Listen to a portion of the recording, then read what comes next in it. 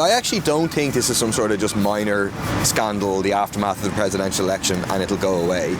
The most significant revelation is that Ivan Yates was working for Fianna Fáil, including doing debate training with the Taoiseach, with Micheál Martin, during the course of the last general election.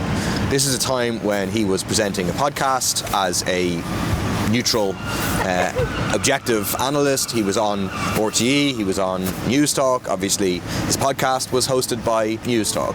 So here was someone who was presented in the media and presented himself as an objective analyst who was actually talking up the chances of Fianna Fáil in various constituencies as he kind of reviewed constituencies, who was on the payroll, effectively, of Fianna Fáil. There's obviously two big issues here. One is an issue for Ivan Yates, that it is extremely unethical that he didn't declare his interest. But secondly, there's a huge issue for Fianna Fáil. I mean, Fianna Fáil, talking about misinformation, Micheál Martin has in the past. Fianna Fáil knew, Micheál Martin knew, that this guy, who they were listening to on podcasts, listened to on media, presented as an objective, independent analyst, he was on their own payroll.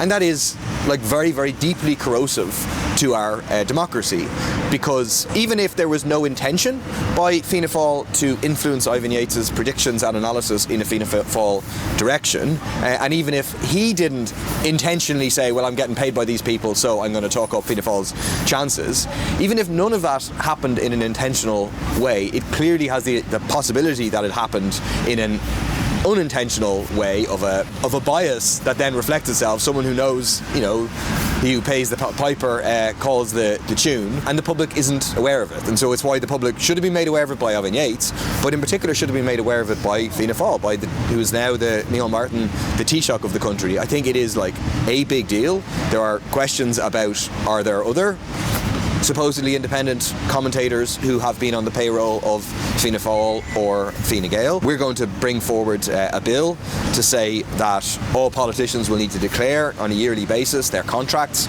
with media analysts, media trainers and so on, so that we have full transparency over this.